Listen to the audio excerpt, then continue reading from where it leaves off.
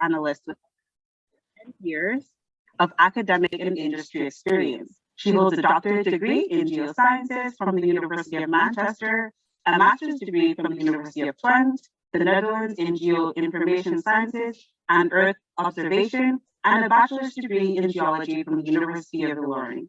Dr. Grace Oladabi has won international awards such as the Schlumberger Faculty for the Future Fellowship, Netherlands Fellowship Program, as well as the Nigerian Tertiary Education Trust Fund grant. She's a member of Graduate Women International, and Dr. Grace is passionate about women and girls empowerment and loves helping others achieve their goals. She enjoys reading, traveling, and meeting new people. She's happily married, and I'm going to hand it over to her right now. Thank you so much, Marvelous, for the wonderful introduction. I want to welcome every one of us as speakers and the participants of this event. And I'm sure that everyone will be greatly impacted after the end of the program today. I just have a few slides to share with us. I'll just bring it up now.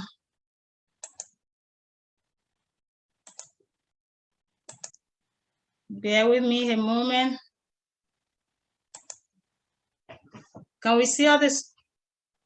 Can we see my slide now? Yeah, can we see the slide?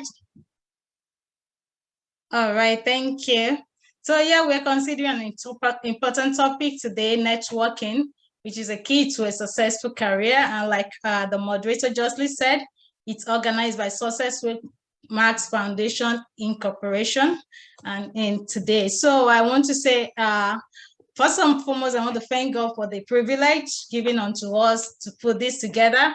I think this is the second one in this year. The first one we had this year was with our partner, which was in February this year.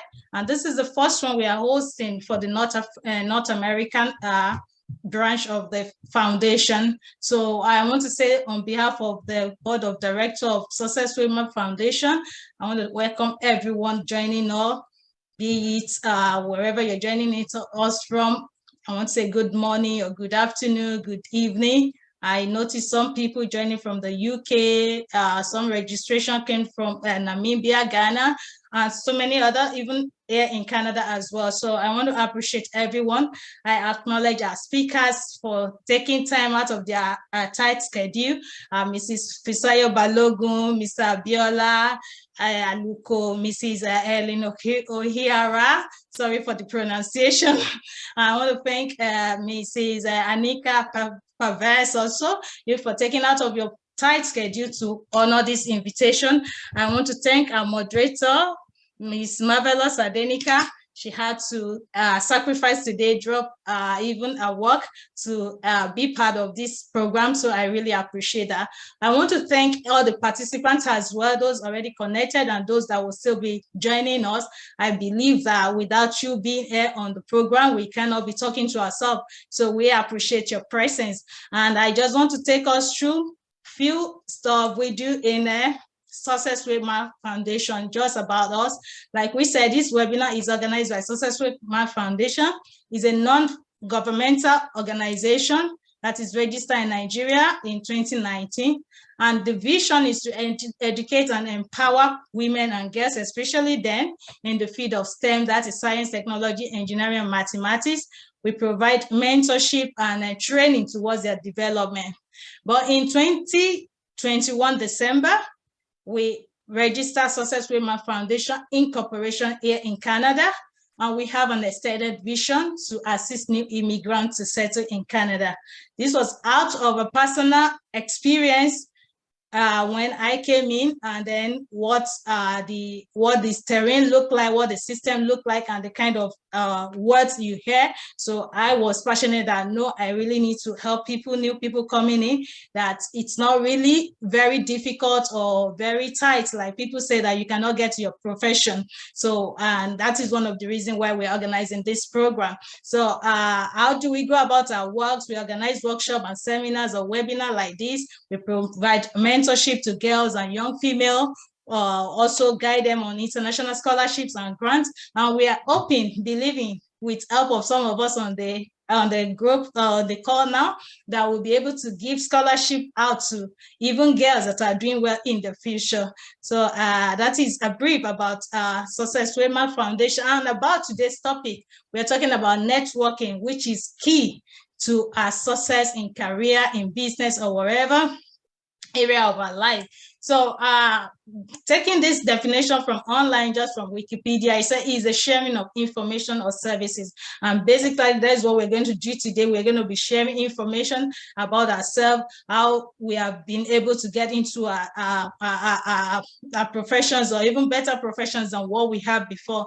So it's also a way for individuals to grow their relationship within their job, within their business, and as a result, connections or network can be built and being useful for individuals in their professional personal life. So what we'll be discussing today, it's even beyond our personal life. It's something that will affect it's beyond profession. I mean, it's what will also affect personal life. Now, because of there are other tips, there are things also about networking, which I believe one of our speakers, Olga, will dwell much on that. So, without taking much time, I'll move into the next slide. Like I said, when we created the awareness about the program, we also inform people that if you are new immigrants in Canada, you're welcome to the call, or if you are planning to come, also you are welcome. So we have different categories of participants in the room. Some are new immigrants in the system already. Some are planning to come to Canada. So I just tried to give a brief summary of this introduction note to cover everyone, so that when the speaker now speak, they speak from their personal experience, what they have experienced when they came to Canada. And I'm sure that will be a source of encouragement to some of us on the call. So the first thing, if you're new immigrants in Canada, which some of them are already in, some are coming. I know a couple of people who are on the call who are just coming in the next couple of months. So the first things which we all know is to find a place to stay, either through a family or you get a Airbnb accommodation. All those ones they're just simple things that we already know, but I just want to iterate it. So you apply for your social insurance number, get your health card, open your bank account, get help from organizations like these or other ones that are all out there. Find a job to go about, and that is where the main thing is that getting of job that people really find difficult. So, and that is what most of all of our speakers will be basing on, to really encourage us that it's possible. And as we grow our network also, that will help us in getting to the field we want to. So then you find the best way of getting things around. There are so many grocery stores. There are things that will suit you as individual, a single person, that might not be what will suit a family person. So there are ways to get about things. Then you protect yourself with insurance. That is after you've gotten settled, you get a job. There are so many insurance and different things that you can do. Then you continue to socialize and build your network, just like we are doing now. So, and also, like I said, to carry everyone along on the call, there are few stuff I put together here, that if you are planning to come to Canada newly, you are still in Africa or any other place, one thing you need to know is to know what you need and how the process works. Most of us back at home, we don't know what actually it takes. And then there is this mentality of like, oh, I need to get to a consultant, I need to pay a huge amount of money of someone that will help me. It doesn't really work that way. I think that after the speakers have spoken, there is one of our participants who will share our personal experience. All you need to do, you can do it by yourself. She put all the application by herself. She's in already. She's just less than 2 months, and she's got a good job already in her profession. So that is really encouraging. You don't need anything like that. So if you're online on the call and you are still planning to relocate, do some online research. You may have to invest on some data, because in Africa, you may not really have that at your fingertip. So, and I put some links there, which you can also go through after this program. The basic thing that you need to do is to take an English test, get your foreign language, foreign education credential being assessed, and all the other steps you put in online. And it's as simple as that. But like I said, that people doesn't really believe that it could be very simple like that, or that I can put it up myself. So that is what I have for those that are just coming in. And then if you are interested, maybe you're on the call, you're planning, you're interested in getting this link or the slide after the meeting, you can email me, then I will email that to us. So I just want to, on this note, want to encourage everyone to stay tuned.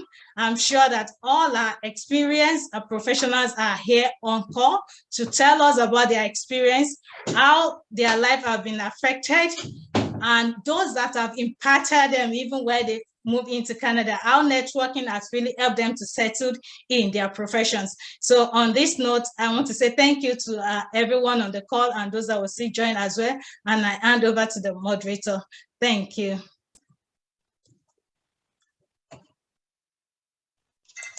Thank you, Dr. Grace, for that introduction. Before we move forward to our first presenter, just want to let everyone know that if you have any questions, you can write them down or put them in the chat, and so that we can answer those towards the end of the meeting. So we're going to introduce our first presenter for the day, which is Mrs. Success. She is an internationally trained accountant. In Canada, she has worked in public practice, in industry, and currently she works with a not-for-profit organization. She's a member of the Chartered Professional Accountants of Canada, and outside of work, she enjoys reading and listening to music. So you can do a virtual clap there to introduce her now. Thank you very much, moderator. Good morning, everybody. Thank you, Dr. Grace, for this opportunity you have given unto me to share my perspective with your esteemed audience worldwide on the topic networking, key to a successful career. Thank you so much. I have some things put up which the moderator will be able to display as I speak, and I will, for each of the points, I will try to give a personal experience. Each of those things have been able to impact my life, especially career-wise. Thank you, moderator. The first one, please. Okay. All the way to the first one.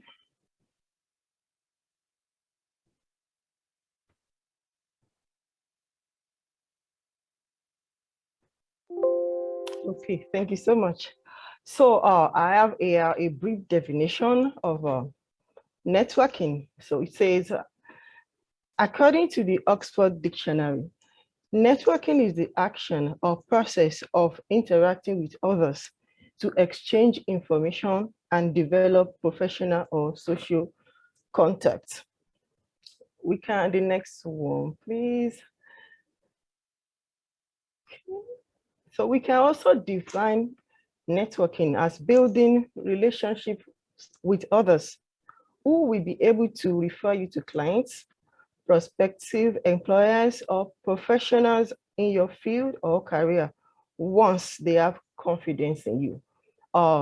One thing that I've found out in this culture in Canada is before people can vouch for you, before they can refer you to any person, because if anybody is referring you, the person's credibility is at stake also. So they want to build confidence in you to be sure that if I refer you to a person in my contact, you do well, you will be good, you're not going to kind of like damage the image or the relationship that exists between that person and the person that he or she is introducing you to. So I've been able to put together some useful tips, most of which I was able to put to use when my family moved into Canada. So we have some useful tips to consider when networking. So the very next slide, please. The very first one, which personally has helped me, was ask yourself what you really want to achieve in your career, what you will be satisfied with, what you want to become. I think this is a very good place to start, because if you don't really know what you want, moving into a new culture, there'll be so many advice, so many things to adjust to, so many things to learn, culture-wise, the food, the weather, so many things. So if you don't really know what you want or what you want to achieve, then career-wise, it will be very, very difficult to achieve your goals on time or with ease. So you need to know what you want so that when people come and give you advice, oh, you can start this. There's nothing new. I mean, there's nothing bad in starting off a new career or, I mean, explore a new field of profession. But that's why I said it's important to know what you really want. When you know what you really want, then you can tailor resources, advice, everything towards achieving that. When I moved in, before I came to Canada, I was already a certified accountant in Nigeria. I'm a member of ICANN. So, and I got there and I made some research and I met some senior colleagues and in the profession. They're able to tell me, oh, you may need to write the professional accountant exams here in Canada.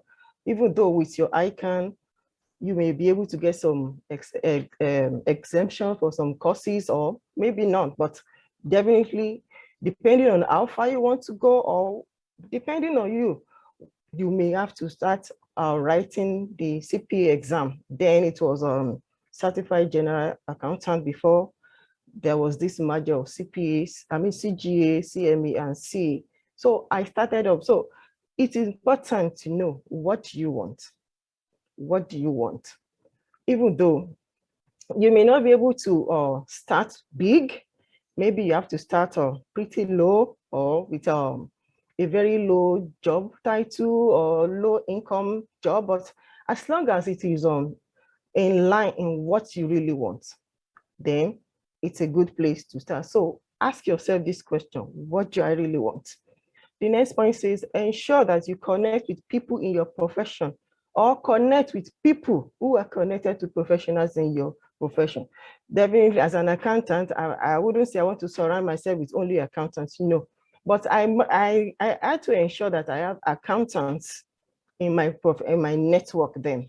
I had to ensure that even though some, at that point, I remember there's a senior colleague in my church, the lady, we started the exams together, the CGA exams together. She was able to refer, she was working with a bank in Canada. I think she's still working there now. So she was able to connect with me with somebody else that I wouldn't have known that the person has a small business. So she was able to connect. So even though she was, at one point, she had to stop writing the exam because of family demands and things like that. But the person that she has already connected me with, we were able to carry on the contact, the relationship. And then the man was able to later help me in some other ways. So even though you may not have direct contact with people in your profession, but ensure that those people that you are connected to, they can connect you to people that are professionals in your chosen field. The next one is research and know what it takes to be successful in your profession. Just as I mentioned earlier on. So when I came into Canada, I was like, okay, this is what you may need to do. It's not compulsory. It's not every accountant that comes to Canada that has to write a CPA exam. No, but just make your research. Now decide which one do you want to go for.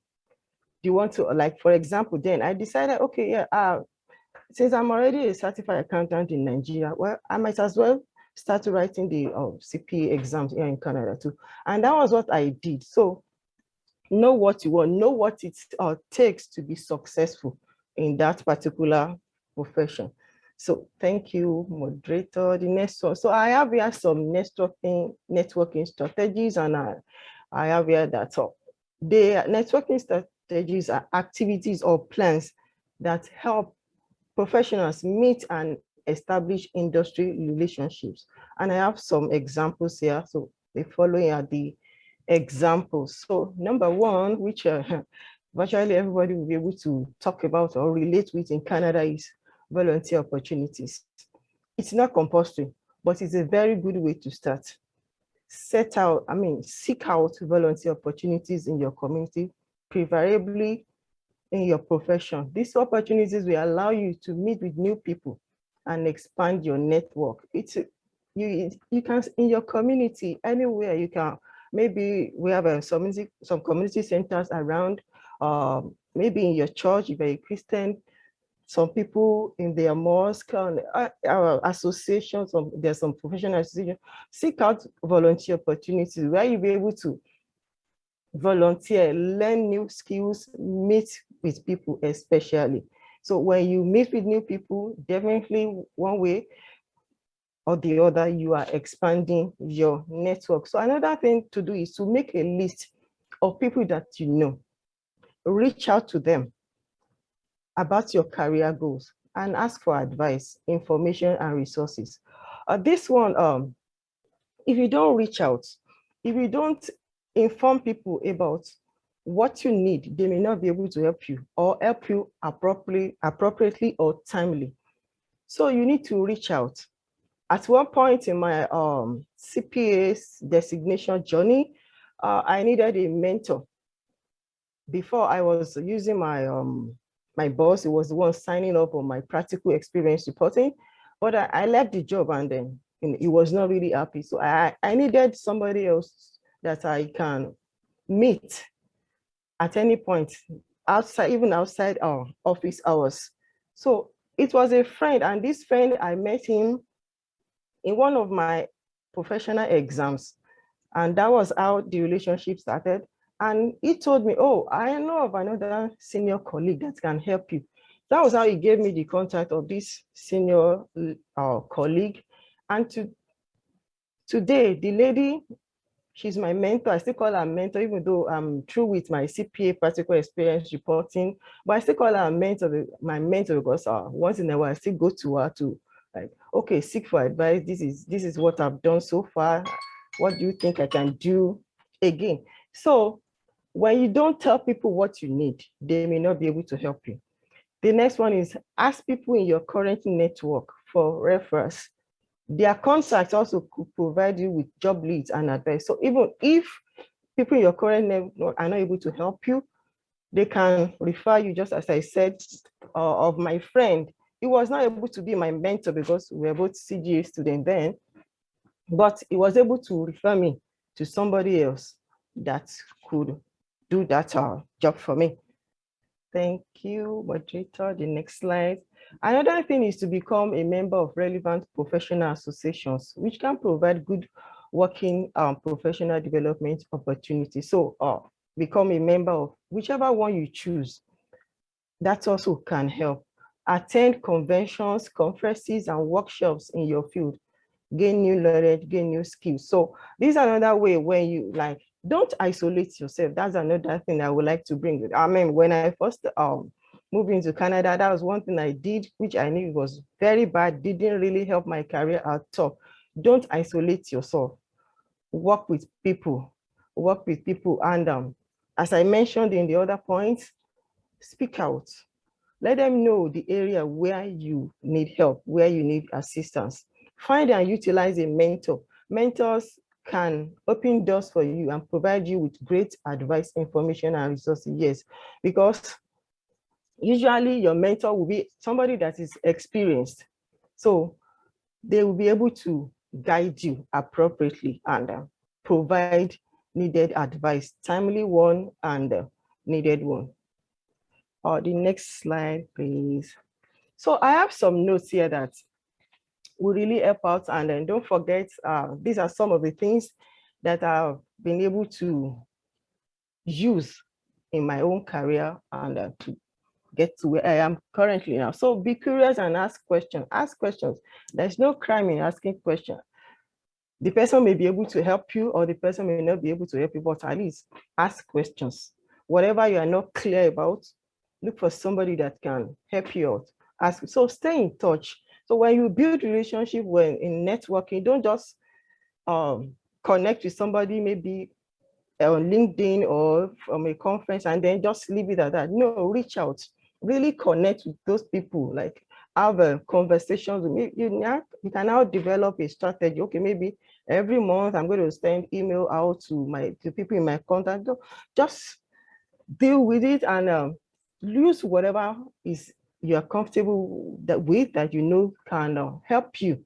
The main thing is stay in touch. Don't let there be a lag in the relationship. Be willing to contribute to and maintain the relationship. So it should not be a one-sided affair. In whatever capacity you have, be willing to contribute, and then just make sure that the relationship, you lubricate the oil of the relationship, everything works well. So don't hide the true state of your career. Yes, be open. There's no, nobody's going to laugh at you. And if people laugh at you, that's okay. But at least you'll be able to achieve what you want. Don't hide, just tell them. For example, that time when I needed a mentor, like I knew I needed somebody that I can go to after office hours. So I may not be able to meet the person in the office, maybe even on weekends. So I really needed somebody that will really understand my situation. So however your things and your state of a career, don't hide it, just speak out. People will be, then take meaningful steps to improve yourself as needed.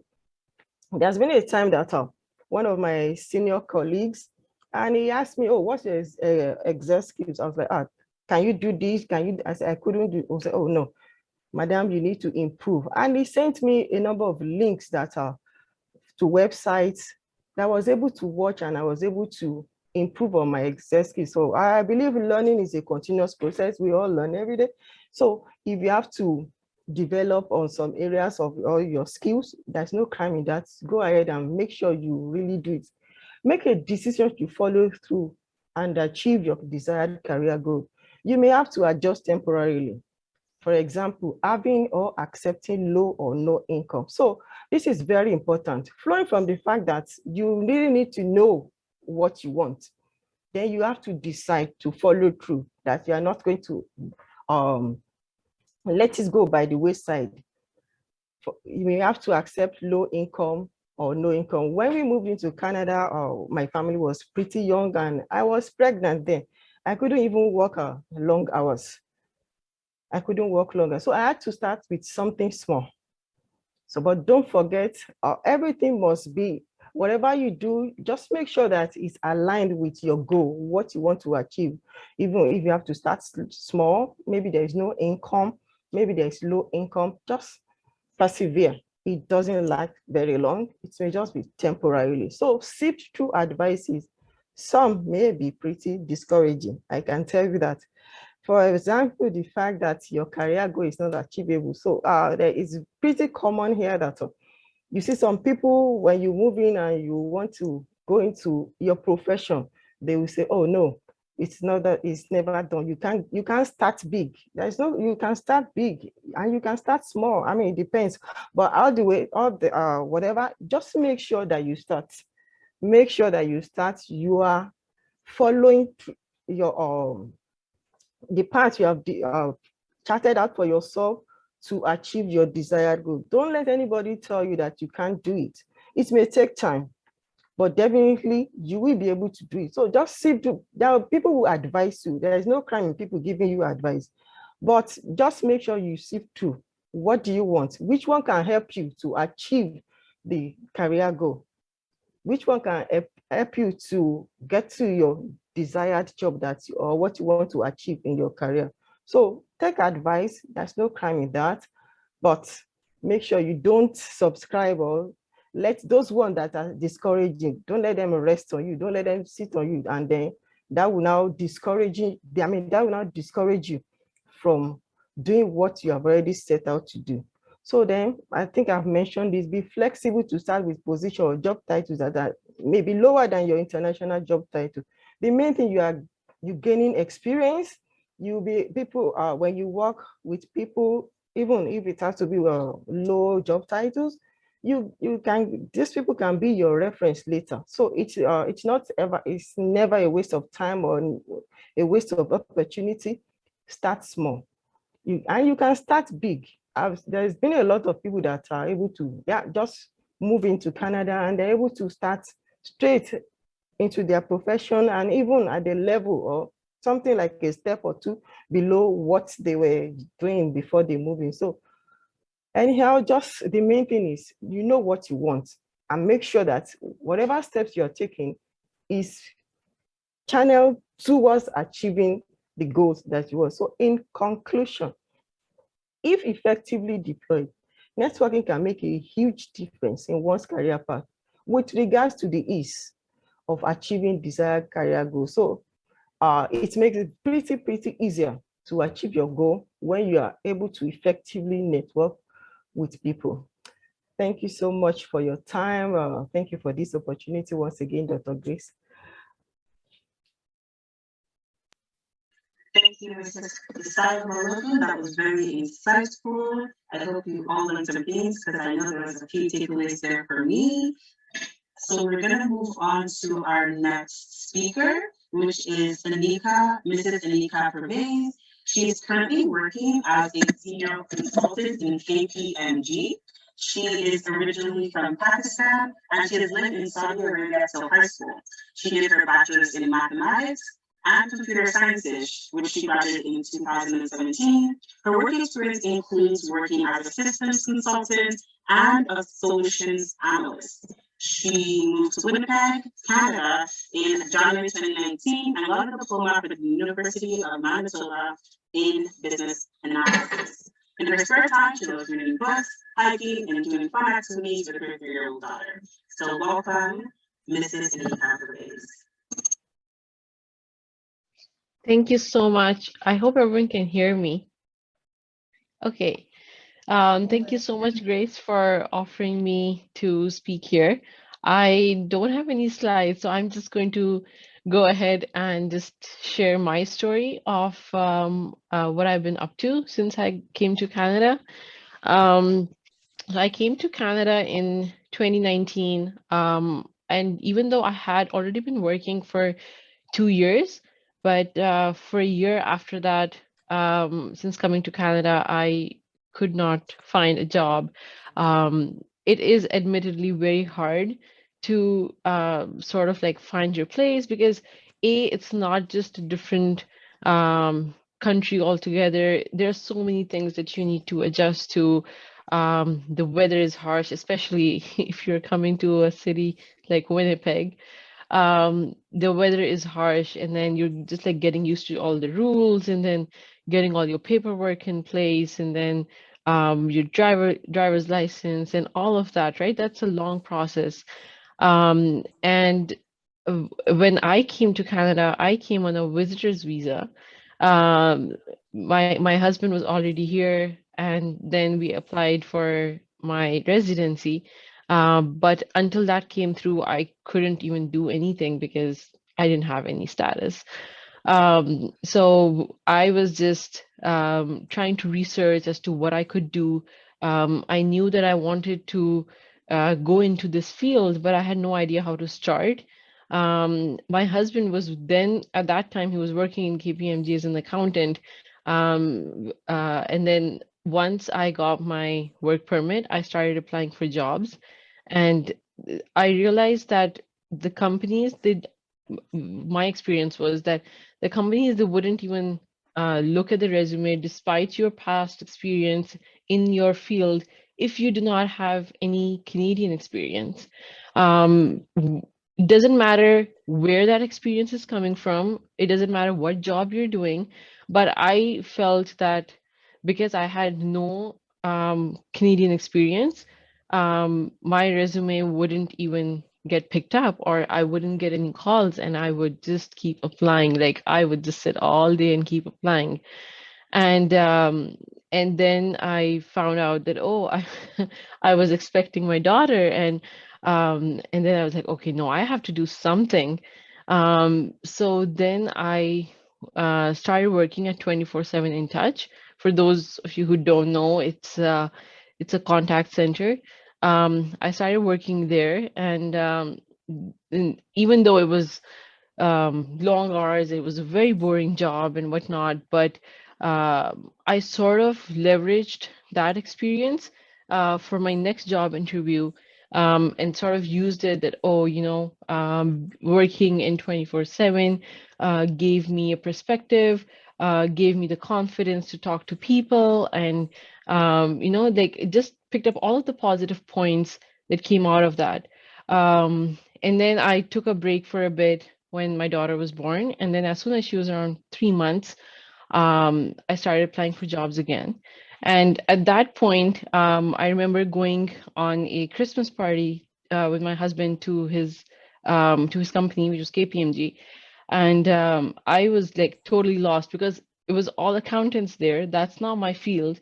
But I just, started talking to people. I was just talking to his colleagues and just basically just telling them about myself that, okay, this is what I do. And this is what my past experience has been. Even though none of them could help me because they weren't from that field, but it did give me sort of the confidence to start talking to people and to network with them. Um, and then I realized that, okay, it's not hard. It's not hard to talk to people, and I gotta keep doing this more often. And then I remember once I was in a random store, and one person walked by, and he was talking on call with somebody, and he mentioned, oh yeah, there's the analyst position. And he was just talking to somebody, right? And I just like happened to overhear because I was passing by. And then for a second, I debated. I was like, should I go and talk to him, or would it seem rude? But then I actually did. I went up to him. He was standing at the cashier, and I went up to him and I started talking to him. And I sort of just briefly introduced myself, and I was like, I'm looking for a position like this. Can you like help me if you have any time or anything? And then he just asked me about my qualifications, and then he was like, do you have any Canadian experience? And I was like, yes, I have worked in a contact center. And then he was like, do you have any Canadian education? And I was like, no, I just have my bachelor's from my home country. And then he was like, I advise you to just get your education upgraded, enroll in any program that you want to go in. And I found that the best thing about, I don't know if it applies to other countries, but for Canada, I feel that even if you don't have any prior experience in a particular field, but if you come to Canada and you're like, okay, I have work experience in this field, or my education is in this field, but now I sort of want to detract and like go down a different path. So you get your certification in that particular field, get a diploma, anything of that sort, and you just start applying. And it's just a matter of getting to the first interview. And then after that, you can just be in that field. So because my bachelor's was in mathematics, and I was working as a system consultant in Saudi Arabia before I came here. And I didn't want to be a systems consultant anymore. It's a little boring job. So I was like, okay, no, this is not what I want to do. I wanted to be more of a business analyst. And then when that person recommended that I look up programs, or I look up the opportunity to do certifications and or to do a diploma, I already had a lot of online certifications, the ones that the free ones that you do from edX or Udemy. I had multiple of those, but there was no professional from an institute. So then I enrolled in University of Manitoba as a business analyst. This was January of 2020. So I've already been in Canada for a year. I I've only worked for like 4 months in the contact center. That has only been my experience the past year, and I had my daughter, and like 1 year has already gone by, and I would constantly feel so bad every day because I'd be like, I'm not doing anything, and I'm not getting my dream job, and I'm not getting into advancing my career. So I enrolled in University of Manitoba in the business analysis program, and then I continued my research, and I continued applying for jobs. And I remember I was searching for business analyst positions in Winnipeg on Google, and I was literally going through every link in the search engine, and I was literally going and just like submitting my resume and cover letter. And then on one of the pages, I came across a company which was a startup at that time. Now it's been like 3 years. So it was a startup called Amplify Solutions. And I opened up the page to that website. And then I could see that, okay, they have an opening for a solutions analyst. And then I applied for the job. And when I clicked on apply, it immediately took me to the email, and the person's email was already populated. I didn't know who he was, but I just attached my resume and cover letter, and I sort of wrote my brief intro, and I sent the email. And it was very strange thing, because usually you don't see person's email when you are applying for a job. So I was like, okay, maybe it is a very small company, so whoever is the owner is also the person who is looking at applications. So then I searched up that person on LinkedIn, and turned out that that was the case, that he was the only person who was working in the company. It was a startup. He had started that 2 years ago, or 1.5 years ago. And he was the only person that was working there. And I reached out to him on LinkedIn, and I sent him a message, and I said I have applied for this particular position, and I added my documents in again, my cover letter and my resume. And then around 3-4 hours later, he replied back, and he's like, "Are you available for a call tomorrow?" And I was like, "Yes." And then I had my first call with him, and I realized that the software that he was using, which was Dynamics 365, I had no experience of that. I had no idea what it was. But I was like, okay, this is the position that I want, even though I have no knowledge of the software. I have zero experience using it. I only had experience as a systems consultant, which was something more of technical. It's more from a technical perspective. It's more of using programming languages and dealing with queries and whatnot. It's nothing on the front end as the CRM system, which is Dynamics 365, which is what he was using. But then I think the key that led me through this was just my confidence in overselling myself. And that's what you got to do. You oversell yourself. You never go like, I don't know, I've never used this, but I can learn. You don't say that. You go like, I have used something similar, and this is what I have done with this software, and I'm a very fast learner, and this and that. And like you oversell. The employers, they do not mind that you're overselling, because that's what they're looking for. Because they're providing you training on the job anyways, right? Like the first couple of weeks, or the depending on the company that you go in, right? Like the first couple of weeks or the month or two, you are getting the training. But all the employer is looking for at the time of interview is how you're projecting yourself, right? And how confident you are in your own abilities. So go overboard, oversell yourself. And so in my first interview, when like on my call interview, right? So he just told me briefly about the company, and what he does and how many clients he has. And then he was like, okay, so have you used Dynamics 365? And I hadn't. To be honest, that was the first time I was hearing the name. But I said, yes. So in my previous in my previous company, just when I was about to leave, we started the process of implementing the CRM, but I didn't stay till the very end to see it go through. But I have done my research on it, and I have working knowledge of it, even though I haven't seen it to completion. And then he was like, okay. And we spoke a little bit more and everything. And after after around 20-25 minutes, the call ended, and he was like, I'll get back to you. And then he didn't mention when he would get back to me, but I just like decided to give him a couple of days.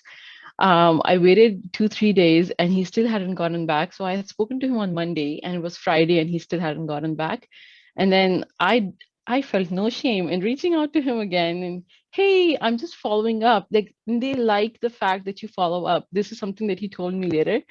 They like the fact that you follow up because it shows your interest in the position. You shouldn't think that, oh, I don't want to seem too naggy, or I don't want to seem too needy, and think that, okay, this is constantly what I'm thinking about, because they like the fact that you're constantly thinking about a job, because that shows your interest, right? It was Friday and I emailed him again and I'm like, hey, I'm just following up on our call on Monday. Can you let me know what the next steps would be? Blah, blah, blah.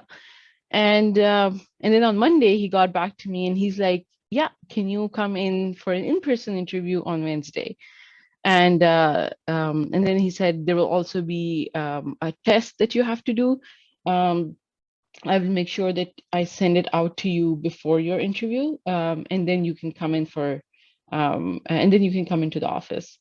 But he failed to send me the test before the interview. He just like sent it to me like an hour before, and then he just mentioned the email that I wasn't able to get it to you before, so you can just do it anytime by tonight and submit it to me tomorrow. And in the meanwhile, I had my interview with him, so I went to his office, and because it was a startup, so he didn't have an office, like it was a shared space that he was using. So I went in and I gave my interview, and then the interview content, it varies on company to company, right? So I was expecting more of a technical one, and I had actually like YouTubed videos of Dynamics 365 and Power BI and what it does, and I like Googled, okay, what interview questions would come up for a consultant position or a business analyst position for this particular software. So I was like prepared more for the technical one, but I realized that uh, the employers, because I think all of the technical knowledge that he wanted to assess, he did that on the first call.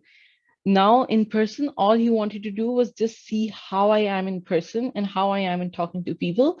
And it was just a very casual conversation. And by that time, this is March of 2020, and by this time I had already started my business analysis certification, and I was 3 months into it. So I was able to sort of use the technical terms a bit too in the interview, that, oh, okay, so in meeting with the stakeholders, this is what you do. Oh, in writing up the user stories, this is how you do it, and stuff like that. So I think that also sort of helped.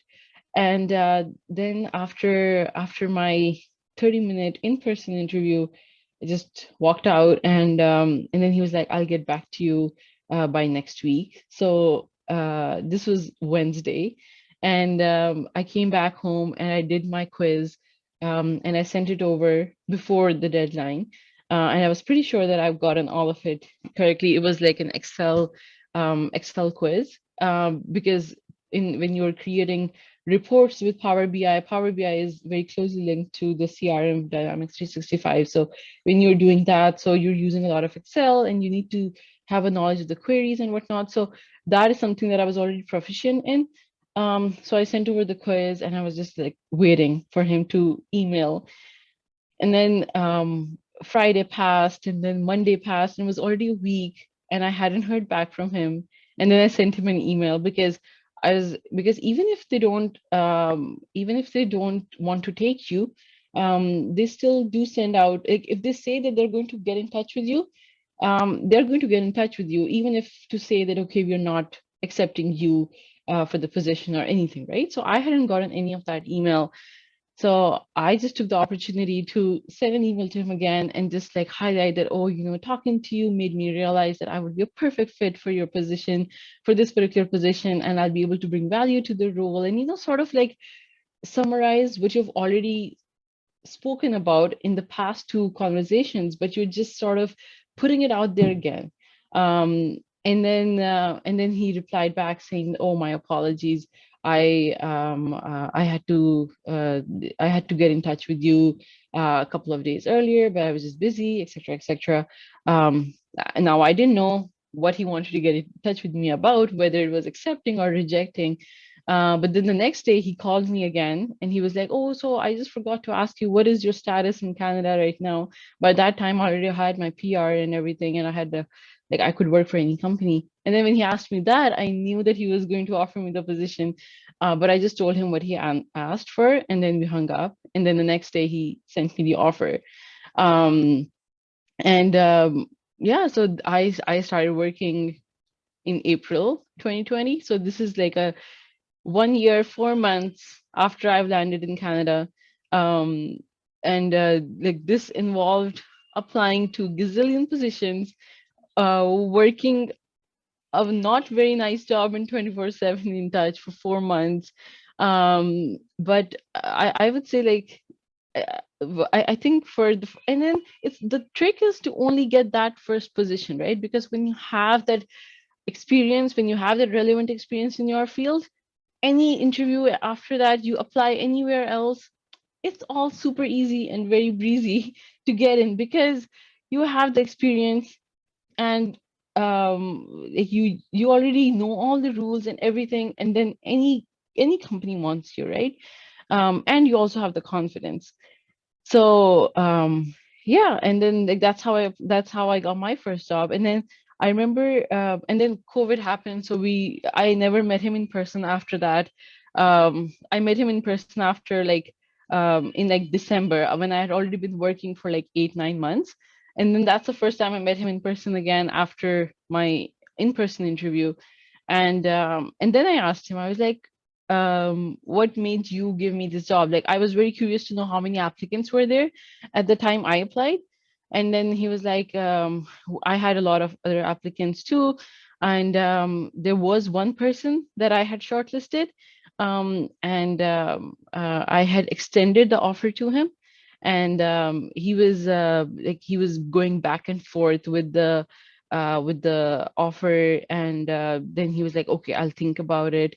And as soon as he said that, I just didn't feel very comfortable. And then there was you who was constantly following up with me, and like, you were the second on my list. But then you were constantly following up on me, and you were telling me how interested you were, etc., etc. And then he's like, as soon as the other person said, I will think about it, I just sent him an email. The offer is off the table. And and then I sent the email to you, and then he was sending me emails. Oh, no, no, no, I'm still interested. I'm still interested. And he's like, nope, someone else has already accepted, even though you hadn't accepted yet. But I just told him someone has already accepted, and I don't need more than one person. And yeah, and then that's how it was. So that made me realize that my constant emailing and my constant messaging sort of was what you need to do, basically, right? You need to keep in touch with people, and you need to make sure that they remember that you're there, right? And it doesn't have to be just one person. Like for me, in my scenario, it was that one person that I was constantly reaching out to, because I felt that, okay, there was a person I could talk to. And then also the fact that it was a smaller company, so there weren't many people that I had to get in touch with. But then depending on the size of the company that you're looking to get into, you might not have the same opportunity, because if it's a company as big as KPMG, who are you going to reach out to, right? Because you won't even know who is it's a relevant person, right? Who is doing the hiring. If you're not there in KPMG, you wouldn't know which person you should reach out to, right? So I feel that the first job in Canada would always be um, either it would be something of an odd job, but if you're lucky that you don't have to do an odd job, which there's no shame in, to be honest, right? Like it's completely okay. It doesn't matter that you have an experience of 20 years in the banking sector and you come to Canada and you're like, I don't want to do a job in a contact center, or I don't want to be a cashier in Walmart. There's no shame in doing that, right? So you just got to do that because you need to put your feet in the market. And then you just go to as many events as you can. You join organizations. There are like Facebook groups that are like, there's everything on Facebook, right? Like you just search for, I don't know, a business analyst group on Facebook. You'll see gazillion ones, right? And then you can just filter it down to the city that you're living in, and then just reach out to people. Feel no hesitation in reaching out to people, even if you have to, even if you're hitting like brick wall, even if no one replies back to you, someone would, right? And then you just start a conversation with them and be open, always be open to conversation, regardless of wherever you are. And then when you do get your first interview, oversell yourself. Don't be underconfident, and don't go like, okay, this is not something that I've done, but I can do it possibly. No, don't do that. Just appear very confident, and just like, yeah, oversell yourself. And yeah, so that is that is my story of how I got my first job. And I worked with that company for more than a year and a half. And then I applied to KPMG, and KPMG was a whole different. It was very different from the experience of interviewing, and everything was very different because I had a long list of responsibilities that I had already completed, which was very valuable. Like that job, that startup was such a good experience because since it's a startup, so you're wearing multiple hats, and that is hugely valued in any bigger organization. And when I applied for my KPMG position, from the date of application to the date they extended the offer, the difference was around 10 to 12 days. That is how fast the entire process was. And I went through 3 interviews with them. And the couple of days that they take in between to process and extend the offer and everything. But then, yeah, so the company that I was working at before, it was a lower pay. It was, and now what I'm getting at KPMG is more than double of it. But the thing was that I strived through that for more than a year and a half, built up my resume, and all of the jobs that I fulfilled there, which is very valuable. And when it came to KPMG, so they were very impressed, and they just offered me what I asked. So I think that's the first year and a half that you're accepting a lower income job. But that lower income job is very valuable because it's helping you set the direction for your next job. So it does not matter that, if it's a little lower than what you expect, but if it is in the field that you want to go in, you should take it up. Even if it's something way lower than you expected, or if it's something that you even doing an internship for, right? But as long as you are doing an internship for a company or for a field that you want to eventually go in, you should definitely do it. Because when you're in that position, even if you're an intern, you are gaining connections, and you're like building connections, and you have the possibility that, okay, when you are reaching out for a new job, so you have people that you can look up to, or people you can get in touch with for mentoring purposes, or to gain any help from. And then that would eventually help you for your next job, which would be way bigger and way better. So yeah, that's all I had to share. So I hope my experience was helpful for somebody on the call. And yeah, it was a lot of fun telling it. Thank you so much, Grace, for the opportunity. Thank you, Nika. It was really nice to hear that story, and for all the insightful things that we heard as well. So we're going to move on to our next speaker, which is Mr. Abiola Aluko. He works as a business analyst at the University of Manitoba.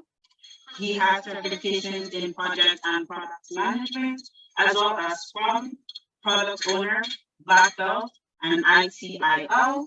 He also holds a business analytics certificate from Harvard Business School. Abiola attended Obafemi Awolowo University and US Soccer and Music. Please welcome Mr. Abiola. Thank you so much, moderator, and thank you, Dr. Grace, for this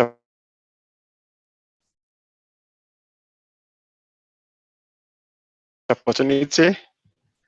I think I will have to start from where Anika stopped because I could easily relate. Interviewed in a company, an insurance company in Canada here, and there were so many people that were interviewed for the same job. But I think I read somewhere that okay, try to follow up. So anytime I finish the interview, I'll just go to my email, send email to the person in charge. I didn't even know that the man was the chief technical officer of the company then. So I would just send an email to him that, oh, thank you for this opportunity. Oh, I love this system. I love the. So first interview, second interview, I did the same thing. And later, the man now called me that, okay, can we have a chat? And he didn't call it chat there. I think he said it was a touch base. Okay. He now asked me the question that, why did you send, why have you been sending me an email to follow up? I said, because I love the way you interviewed me, love the company and everything about it and the system. I said, okay.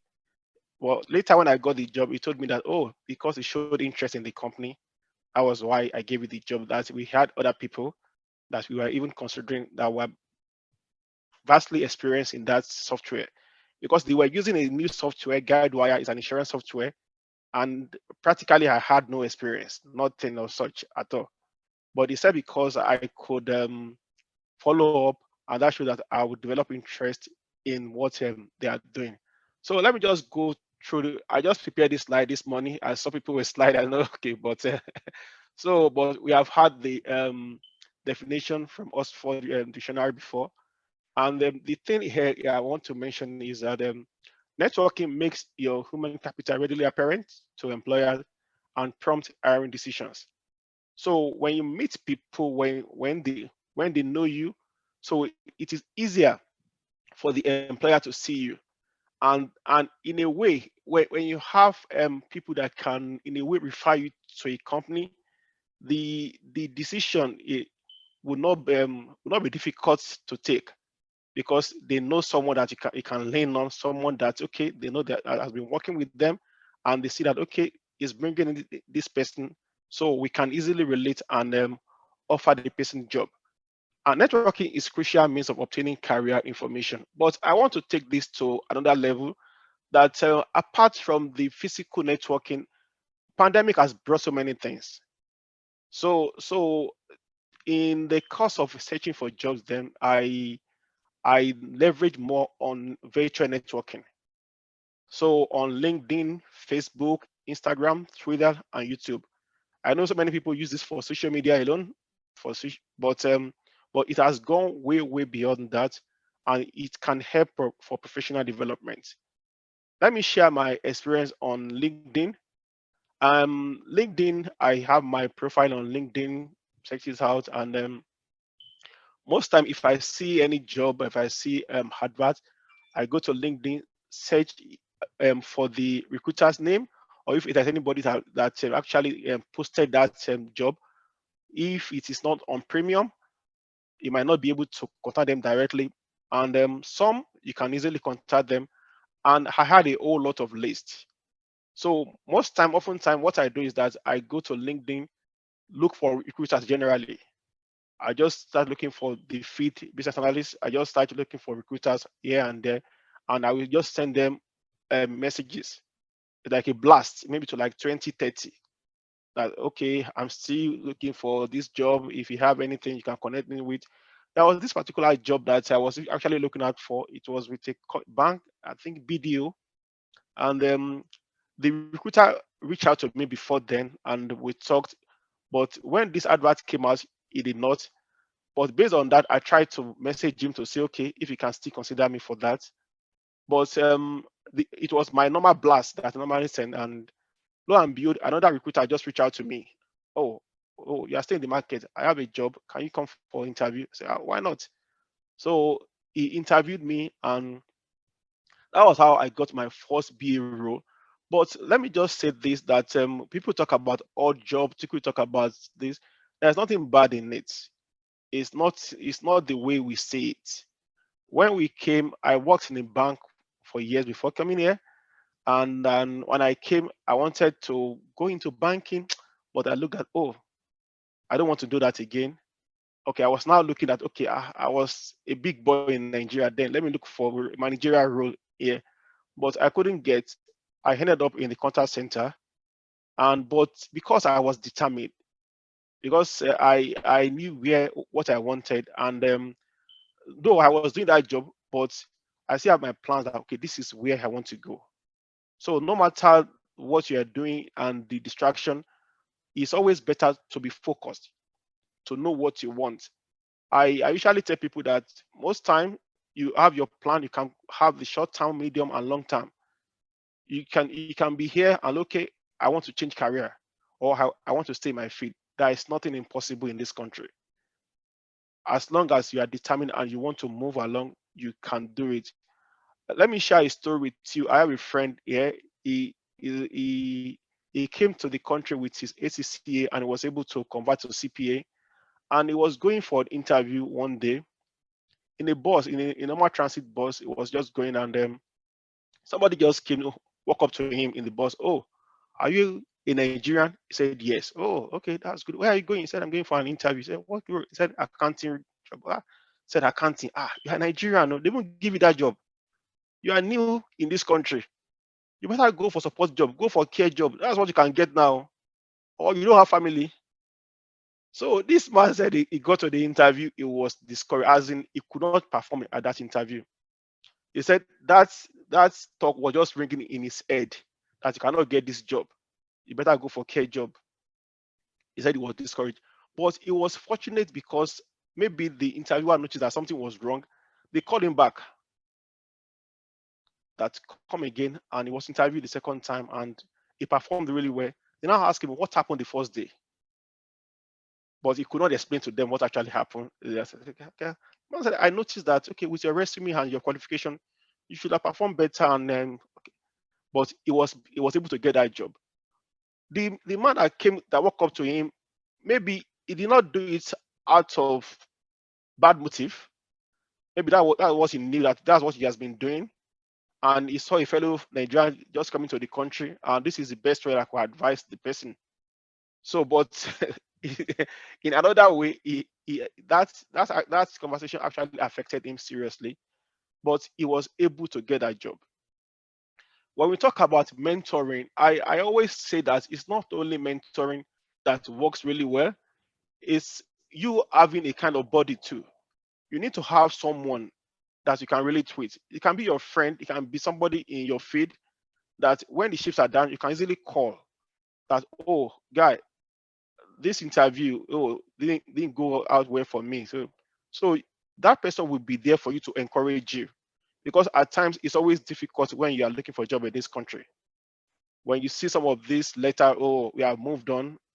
I'm sure that some of us have experienced that several times. Oh, sorry, we have moved on. Or the interview that you even thought that, okay, you did well in this interview and you are expecting offer. And lo and behold, you just go back to you, oh, this just has been offered to someone else. But when that happens, it can be discouraging and it could be demoralizing too. But the best we can do is to have someone that can lift us up. Apart from some of us that are Christian and pray, but we need encouragement. We need people that can hold our hands up and we can walk the way together. If you are planning to change your career, yeah, it's something that you can do, but you need to sit down and see that okay, am I making the good decision? Because it's life decision. You need to look at your family, look at so many things. This is what I'm doing. And most times you need to trust your head and heart. Many of us you see that okay, Mr. A is doing this, I want to do that too. Mr. B is doing this, I want to do that. No, most time it does not really work that way. The best we can do is to sit down and see what are the things that we love doing. What are the things that okay, some of us don't love data. We don't even like mathematics or something like that. But you see that okay, there's money in that field. I want to go there. At the end of the day, if you find yourself in that field, you might not like it at the end of the day because it's not something that you want. It's not something that you like. And if you are going through career change, you need to compare your occupational options. You look for so many things. Like when I started out, I came in and I was able to go for a BA training. along the line, somebody told me, oh, Scrum is good. That go for Scrum Master and the rest. Okay, I picked up Scrum, wrote the certification exam, passed. But I noticed that in Winnipeg, we don't really have so many Scrum roles in Winnipeg. So I was literally focused on Scrum then. That, oh, this is easier. This is good. But notice that the Scrum role that we have in Winnipeg, they are so limited, and you have so many business analyst role in Winnipeg. So I had to change again to move. Okay, let me face this BA properly. And after going through my training, I went for training for like almost a year. I didn't get interview. I was networking with people, and like what the speakers have said before, you get people that will give you different advice. They will tell you so many things. The one that readily came to mind is that I will reach out to someone and told him about, oh, you are in this field, oh, so I would like to reach out to you and then mentor me. He told me, oh, you don't need to do that. What you need to do is to go for training. I said, I just finished a training. I've not been interviewed at all. So he said, go for another training. I have a friend that is organizing a training. I'm sure. I said, that's not what I need, sir. I just want to be interviewed. I want to see, I want to test myself and see what I'm doing. So I didn't go for that training. I did not go for that training because I knew that, okay, what's the essence? I just finished a training, no interview. Why should I go for another training again? And I reached out to someone else. He told me, oh, the best you can do is to go for a certification, try and write it. I wrote some certifications. There are some that are called the low hanging fruit, like the Scrum. Some is about $150, and some other certifications that you can write. It's not always when we invest heavily in certifications and school. The course I did at the Harvard Business School online then, I noticed that immediately I finished it, I put it on my resume, I was able to get interviews. That's the truth. I was able to get after that. But if I'd paid for just a one-man training with the same amount and nothing to show for it, it might not be the best option for me to take at that time. But I did that course, and immediately I put it on my resume. I got some interviews, and I was able to move on with that. So in connecting with people, in looking for jobs, there are some resources that we can leverage on. LinkedIn Learning is there for us. Coursera is there. edX is there. Udemy, and YouTube. YouTube is free. You have so many things that you can leverage on YouTube and see how that works. And most importantly is that at this stage we have to connect with recruiters, because jobs now, we still have jobs that are still remote. You can be in Winnipeg here and be working for a company in BC, and you can't go there to meet, but connect with recruiter. And the best way I've been doing that is through LinkedIn. That's what I've been doing. And at times you can reach out to like 10 or 50 people. They might not respond. One can just come up, oh, send your resume. For those of us that are just coming, I would just advise that we need to plan what we want to do. We need to know what we want ourselves before coming here. When I came, most of my friends were doing support job, and they told me that, oh, this is what we are doing, come and do it. I just told myself that, okay, I don't want to do it for now. Not that I denigrate what they are doing, or I see it as something less. No, but I had already planned that, okay, I won't want to do this for now. Let me try my hand on so many things outside that. I have a friend that told me then, oh, I'm into cybersecurity. Oh, this is lucrative. Come to that field. I said, oh, I'm already in the BA field for now. Let me see this through. Let me see what I can get from this. Then, if not, I can switch again. It's easier to change here. As long as you are determined and you know what you want, you can change career path. You can change. It's not that difficult in this country. It is not. Okay. So in summary, for all of us here, we should know that there is nothing we cannot achieve. And I will always tell people that apart from connecting with people physically, you can connect with people virtually. Let's leverage on the social media. Is a great place for you to meet. You can meet different, you can meet different people online, and you have different groups. Just go, if you want to go to, maybe you want to become an accountant or anything, search for that in LinkedIn, Facebook. You have people that you can connect with, and at the end of the day, you see like 1 or 2 people, they'll be your friend for life, and you can assist each other and you can move on. Thank you very much. I just told you 1 minute left. Okay, thank you.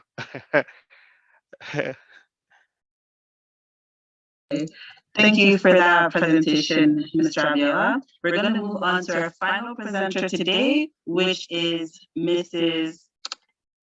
Helen Okiri. She has a bachelor's degree in marketing from the University of Benin and an MBA from the University of Calabar, Nigeria. She's originally from Nigeria and relocated to Canada in 2018. Mrs. Helen Okiri formerly worked at TD Bank upon her arrival in Canada, and she currently works as a financial representative at IG Wealth Management in Winnipeg. She's married with 3 kids, and we're going to provide her the floor today. Thank you very much, moderator. Thank you, everyone. Thank you, Dr. Grace. She's my sister. I call her sister, for this opportunity. Thank you, everyone. Thank you to all the speakers. You guys have been amazing. I personally have learned a lot today. Thank you so much. All right, I don't have slides. I'm just going to share my experience. It's very related to what everyone has actually talked about. When we came in 2018, I worked in the bank, you know, back home, back in Nigeria before relocating to Canada. And when we came then, I see, because we came through family nominee, so I have group of like family members, and almost everybody there are really into support. And because they received me, so there is this saying that, oh, it's only support work that, you know, immigrants do here, you know.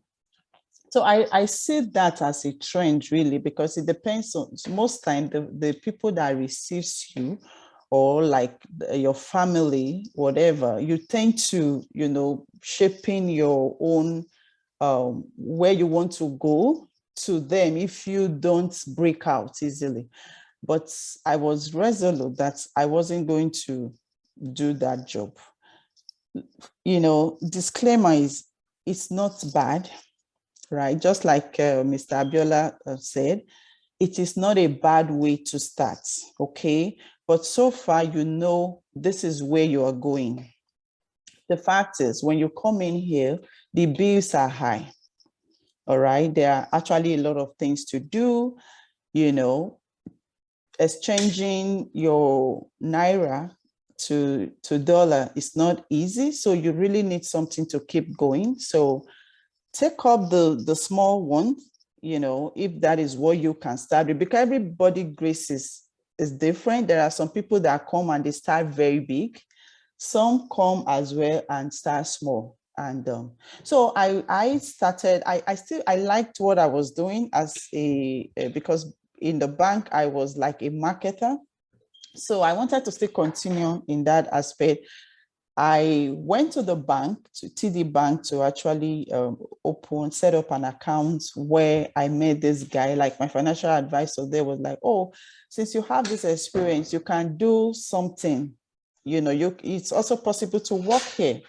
So I decided to take some exam. He told me some of the exams I can take, you know, because back here, before you do like any of these mutual funds, you have to be licensed. It's unlike back home where you can sell anything. You really don't need much of licenses back home. But over here, licenses are required for you to do the stocks, for you to do mutual funds. So I took a couple of exams, you know, just like Anika said something, you keep applying, they don't even call you, you know.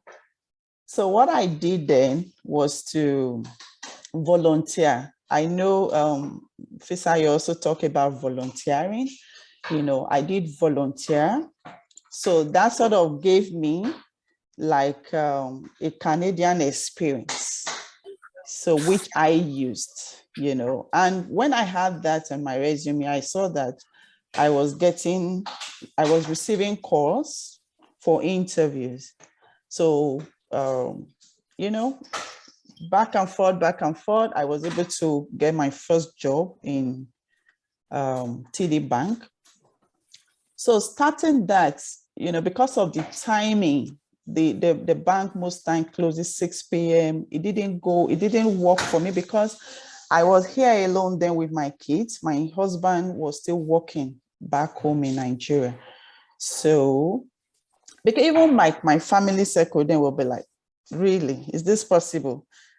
You know, to them, once is this support work that you can easily get. And you see, most times they get it and they get stopped. You know, you can actually get stuck there if you don't really quickly break out, or if you don't really know what you want, if there is no plans of what you want, you know. So when I got the first job, they were like, you, and that was like after 9 to 10 months after relocating to Canada. So I got that. When I saw, okay, the timing didn't work for me, you know, I eventually I got another role in with Investors Group, which I am still doing till now. That one, the timing worked perfectly for me. You know, it's flexible, all right? And for over almost 3 years now, I've been working remotely. Thank you. So my point is that as someone who is coming to Canada, or like a new immigrant, you should have plans, all right? Have purpose of what you want to do. You know, have like, there's a saying that when there is no purpose, or when a purpose is not known, abuse it's inevitable. So if you have a purpose, like, okay, this is what I want to do, this is what I want to achieve, a purpose, really, not just joining the bandwagon, you will see yourself, you know, gearing towards what you have actually put down. Like what I do before a new year starts, like from the last quarter of every year, I have my goals for the coming year outlined, written down. I have my academics goal, like the number of certification I want to do. I have my financial goals, investment goals, right? I have family goal, I have career growth, I have career goals. So all those things, you know, for us that are Christian, when the Bible says write down the vision, you know, it is very important, write them down. And when I read those things, anyone I've been able to achieve, I give it that good tick, and that has also helped me. So you have goals, then you plan out the objective, like the actions you would take to achieve those goals. So it is actually possible. And even now that I am doing my business, my financial advisor, I noticed a new one, like Mr. Abiola said, being dynamic, being able to switch. I actually see that I can get more than what I currently do now. And that was what gave birth to me going into the same Scrum now, doing my CBAB, because you see there is more, right? I have a friend who, when we were doing, I did a program, you know, a class, a training for business analysts. This guy was still in Nigeria. By the time he came into Canada, just 3 months in Canada, he got 2 jobs. One of them they paid him $130,000. The other one was $100,000. So in total, this guy is taking like $230,000. So when you hear such things, you are like, oh, so it's actually possible. And if you look at what, looking at, okay, these are the courses, these are the things, the roles, what they do and what I do. Okay, can I fit into this? If you know you can, then go for it. All right, go for it. So have plan, then be focused. Be focused. You might have opposition here and there. Family, spouse might not even support you, but everybody likes success. When you hit that first job or that breakthrough, everyone will celebrate you. There are some new courses too that you may want to, you don't necessarily have to be an IT, you don't have to have IT background before you can do, delve into all this, like Salesforce admin, like ServiceNow, DevOps. Those are new cloud. Those are new courses that are coming out that you can, just do your research and get information. If you know you are able to fit in, then go for it. So don't limit yourself. You be dynamic, be ready to switch, be ready to change, because it is actually possible to get more. It is possible to get more. So I wouldn't want to take much of your time because we've already heard a lot of beautiful stories, beautiful talk today. So once more, I want to thank you, Dr. Grace, and I want to thank everyone. I thank all the previous speakers, and thank you for this opportunity to share my experience. Thank you so much. Thank you, Mrs. Helen, and thank you, everybody. Thank you, all the speakers. So this is the end of the presentations. I hope everyone learned something. I think the key takeaways here is persistence, knowing what you want, and also just believing in yourself. And all four of our presenters today have shown us these keynotes to look forward to. So we're going to go into our question and answer period. And we have one question right now from Paula Zion. She said, hello, Ma. Please, as a fashion designer who just relocated to Canada, do I need to go to fashion school to excel in my field, or go to school and enroll into a different line like nursing? I'm very confused right now. So anyone can take the floor and choose to answer this question.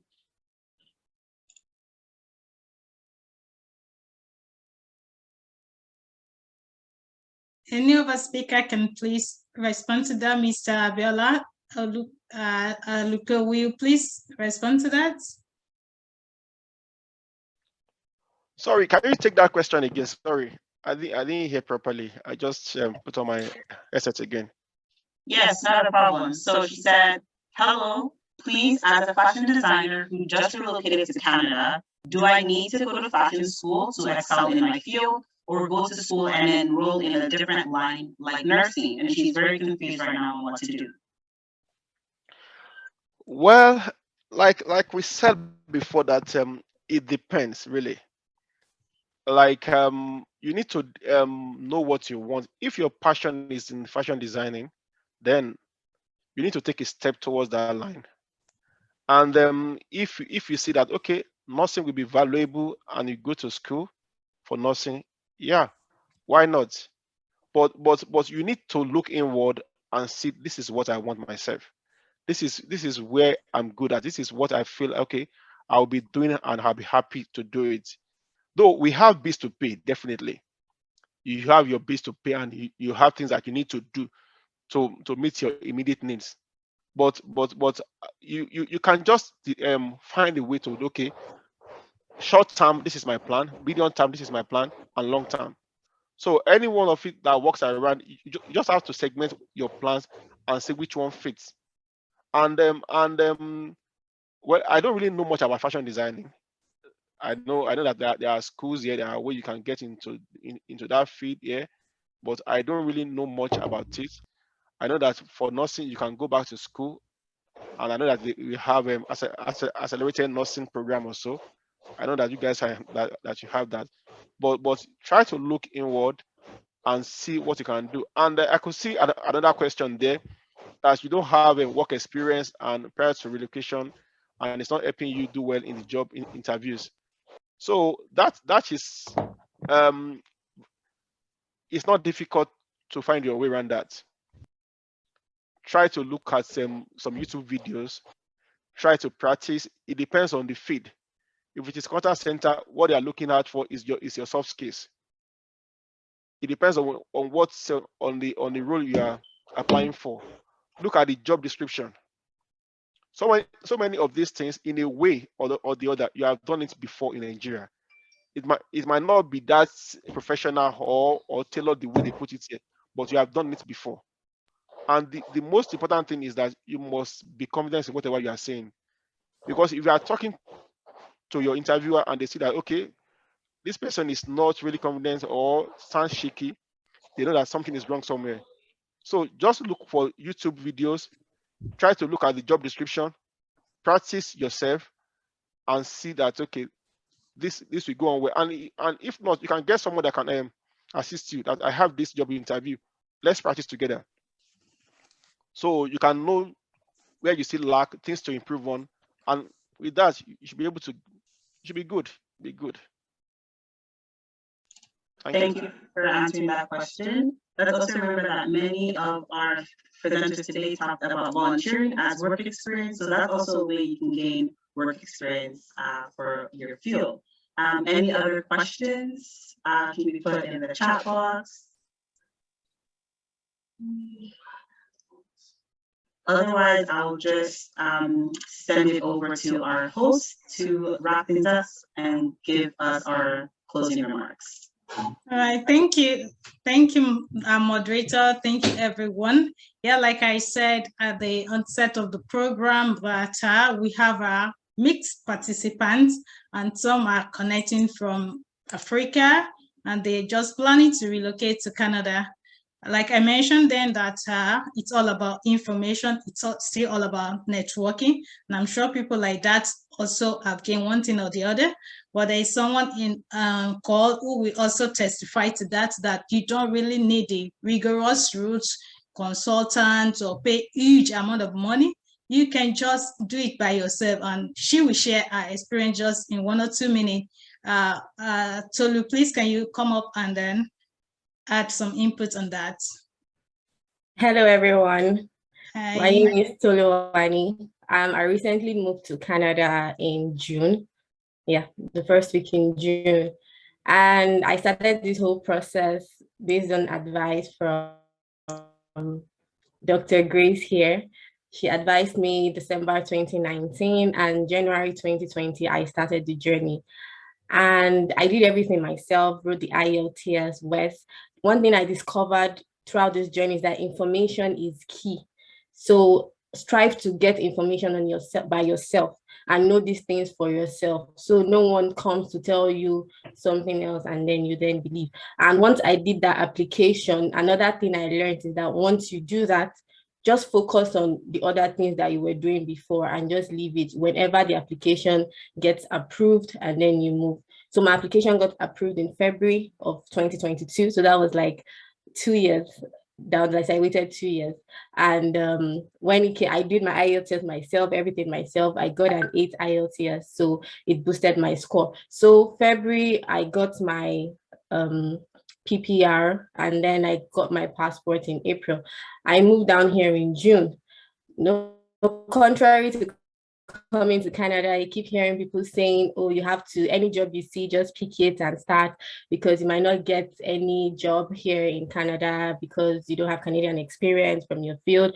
But I thank God for the positive people I had around me. That's another thing. Moving into a new country, make sure the people that are around you are people that are going to inspire positivity in you, people that are going to push you in the right direction, always there to give you the right advice. Not necessarily their own advice, but the right advice, pushing you in that your field. And I had people like that around me. After 3 weeks, I got a role in 24/7 in Touch, and I was supposed to resume. We had the training before I resumed, but I still kept on applying. And another thing, when you first land, doesn't matter if you don't have a number, you don't have a number. When I first came, I didn't have a phone number for this particular job I got. I didn't have a phone number. I used and my auntie's number. And up until when they called me for the job offer, it was still my aunt they were calling. So here in Canada, it's different from way back in Nigeria. They are very understanding about the fact that they have new immigrants here. So after that period, last week, after a month, the job I applied like the first week in June called me 2 weeks ago and scheduled an interview, and a week after they gave me an offer, and it's a job in my field. So contrary to people's opinions that you might not get a job because you don't have an experience, just like Mrs. Helen said, be confident. Whatever is said, whatever you are saying when during your interview, be confident about it. Whether you've done it or not, just be confident. If you know it's something you can do, be confident about it when you're speaking. And yes, that's how far I've come. It's just 6 weeks in and I've gotten a role that I really love. So anything is possible, guys. Just take that step. Thank you. Thank you, Ms. Toluama. I think that has really encouraged some of us, again, especially those joining from Africa. I could see a pop-up message then asking about the process application time.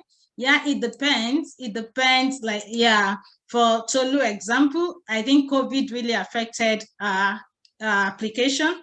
That was what made applications got delayed. But on a regular basis, if you're coming in through federal skill, it's usually within 6 months or maximum a year. But there are different programs you can have. Also, probably you are passing through the provincial one, that could get it delayed. But the main thing is that you take the step first, write your English test, put in your application, like Tolu said, continue with whatever you are still doing in any country you are, keep acquiring more skill, keep acquiring more experience. And when you get here, make it easy and you can get your right job. So I want to just wrap up the key points from me. Know what you want for yourself. I think all the speakers also mentioned that. Be focused, have plan, your goal, your short goal plan, your long-term plans, then follow up. You know, all of the speakers also mentioned that they follow up on their interview, and it's also applicable to every other areas of our life. It's in business, in our day-to-day relationship. Follow up. I know that I don't want to, because our time is gone already, I don't want to go into story, but I really know what that particular point has really helped me and what it added to my life. While I went for my master's, I met a woman there, or is a young lady, but older than myself, and then we just exchanged address. I was the one that was curious and following up. After then, there was no WhatsApp or all this, was only Facebook that we were able to exchange contact. But I remember I was the one following up on that woman. She was a doctor in the academia already then. I didn't even have mind that I'm still going to pursue my career to PhD level, but we kept the contact. And then at some point, when she noticed I was in the academia back in Nigeria, so she started sending me some links that could be helpful. And trust me, guys, it was one of the links she sent to me about female scholarship, which I didn't have any information about that at all. It was that scholarship that now scaled through for me while I was in the UK studying for my PhD. It's the PhD came, the scholarship came at the right time when everything was like financial crisis was on every student in the UK. But if I've not really followed up on that contact or that relationship, I wouldn't have that opportunity to apply for such grants. So it's very important that we follow up, be it in career, be it in a personal life, and also connect with recruiter like Mr. Biola said. You can achieve what you want. I think I like that. You can move.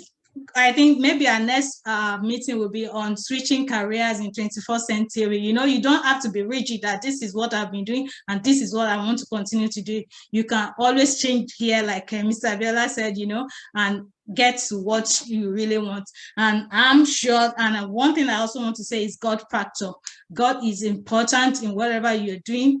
Trust God, believe God, pray to God, and He's the one that makes way where it seems there is no way. And I see you all at the top in very soon as we meet again. So I want to say thank you for everyone. Thank you to our moderator. Thank you to all the speakers, Mrs. Fisayo Balogun, Mr. Abiola Aluko, Anika Perves, and Mrs. Ellen Okira. Two of them have dropped from the call, but I really appreciate your time. Yeah, some of the meeting like this, there are a lot of charges for speakers to come up, but our speakers didn't take a dime, and they spend their time. We really appreciate that. And thank you. See you when next we meet again. I don't know, maybe there is anyone that wants to give a feedback. I've seen some feedback here that it's an impactful program to them, but if anyone just wants to mention anything before we close the meeting, yeah, we'll still have like 1 minute to do that. Otherwise, I want to say thank you to everyone and have a happy weekend.